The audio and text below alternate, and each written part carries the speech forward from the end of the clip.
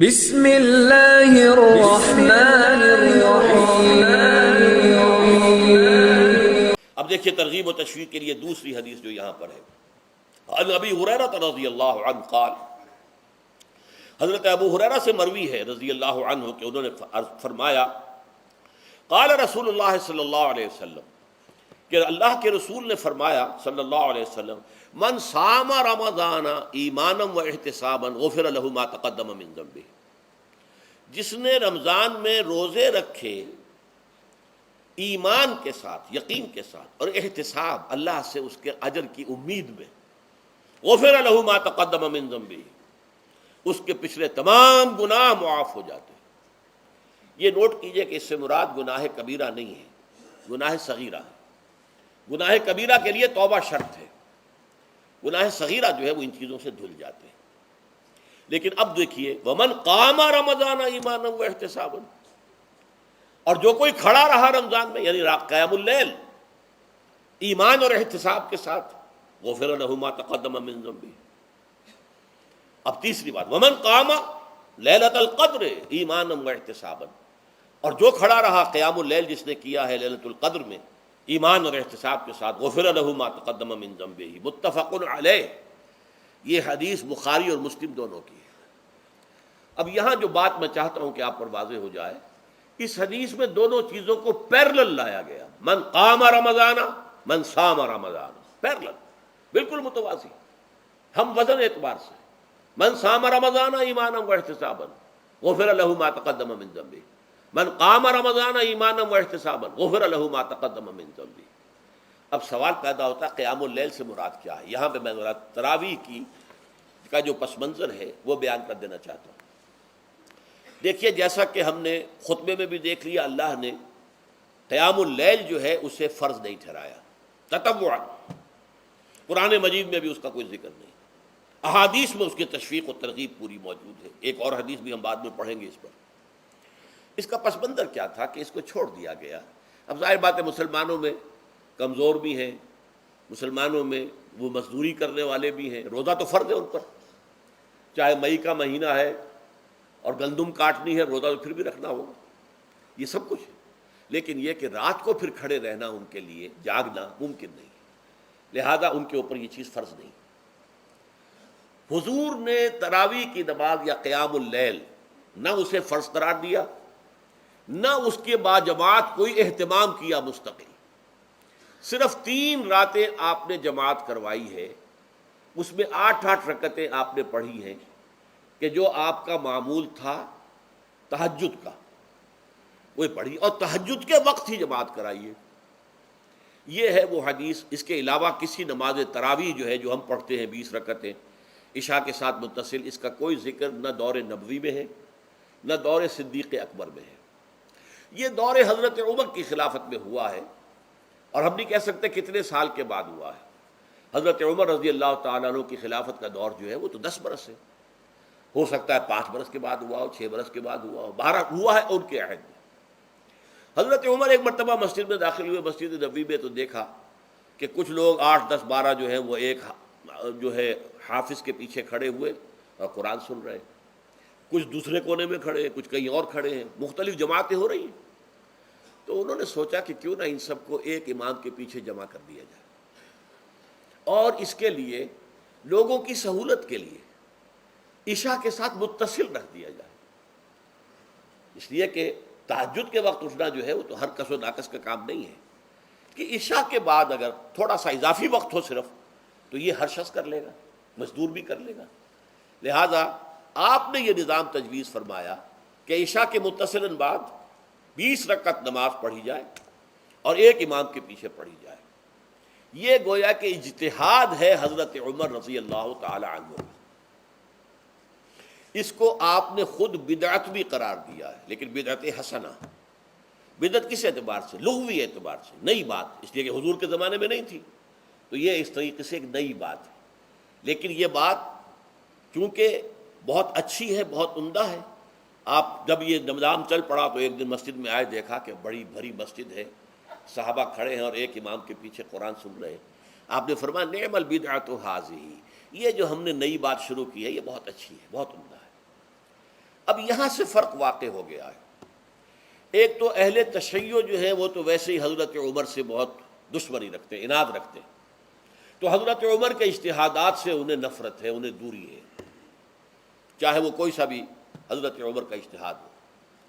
ہمارے ہاں اہل حدیث حضرات بھی در حقیقت حضرت عمر یا کسی اور خلیفہ راشد کے فعل کو وہ سمجھتے ہیں کہ یہ ایگزیکٹو آرڈرز ہیں، یہ ہمیشہ کے لیے نہیں ہے.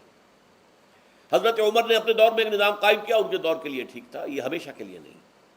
ہمیشہ کے لیے وہ 8 ہی رکعتوں کے قائل ہیں، وہ تہجد والے، لیکن اس میں بہرحال انہوں نے بھی خود یہ اضافہ کیا ہے کہ وہ 8 رکعتیں وہ عشاء کے ساتھ متصل پڑھتے ہیں، تہجد کے وقت تو نہیں پڑھتے. اور حضور نے تو صرف 3 روز جو ہے وہ کرائی تھی جماعت، وہ لوگ 30 دن یا 29 دن پڑھ رہے ہیں، تو اضافہ تو انہوں نے بھی کر دیا، اس نظام میں تبدیلی تو ہو گئی.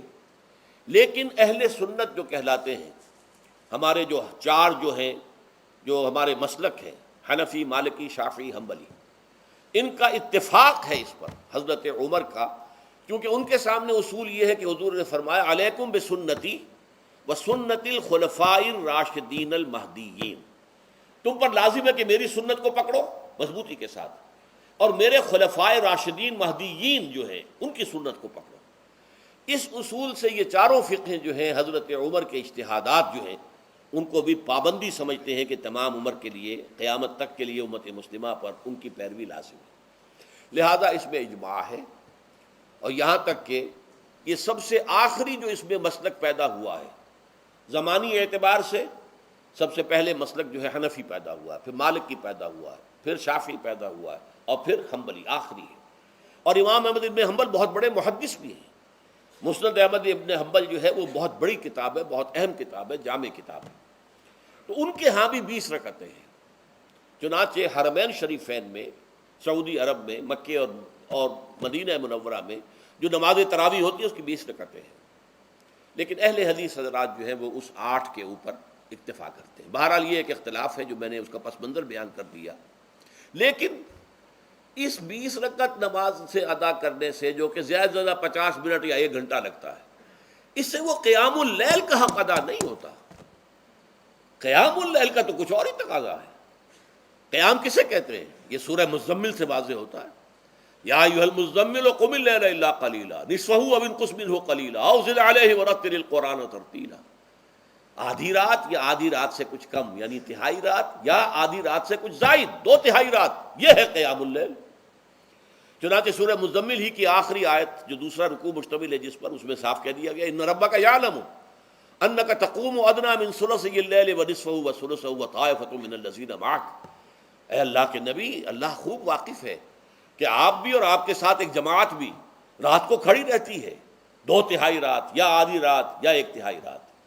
تو یہ سارا معاملہ جو ہے قیام اللیل کا، گویا کہ کم سے کم 1/3 رات پر اس کا اطلاق ہو سکے گا، یہ نہیں کہ 1 گھنٹے. اب اس کے ضمن میں دیکھیے حدیث پڑھیے. تیسری حدیث ہے ان عبداللہ ابن عمرو ابن العاص رضی اللہ تعالی عنہ. یہ وہی عبداللہ ابن عمرو ہے جن کی میں نے آپ کو حدیث پہلے سنائی ہے. یہ ساری رات کھڑے رہتے تھے، پوری رات، اور ہر روز روزہ رکھتے تھے، جس پر حضور نے منع کیا، لا تفعل، مت کرو ایسا. رضی اللہ عنہما، یہ خود بھی صحابی ہیں اور ان کے والد عمرو بن العاص بھی صحابی ہیں. ان رسول اللہ صلی اللہ علیہ وسلم قال، کہ اللہ کے رسول صلی اللہ علیہ وسلم نے فرمایا الصیام والقرآن یشفعان للعبد. روزہ اور قرآن بندے کے حق میں شفاعت کریں گے.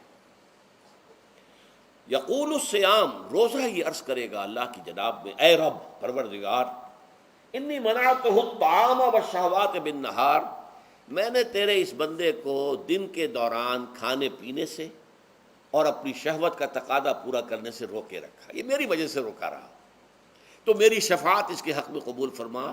فشفعنی فیہ، میری شفاعت اس کے حق میں قبول فرما. ویقول القرآن، قرآن کیا کہے گا؟ منعتہ النوم باللیل، میں نے اسے رات کے وقت سونے سے، نیند سے روکے رکھا. فشفعنی فیہ، تو اس کے حق میں میری شفاعت قبول فرما. حضور فرماتے ہیں فیشفعان، ان دونوں کی شفاعت قبول کی جائے گی. یہ ہے قیام اللیل.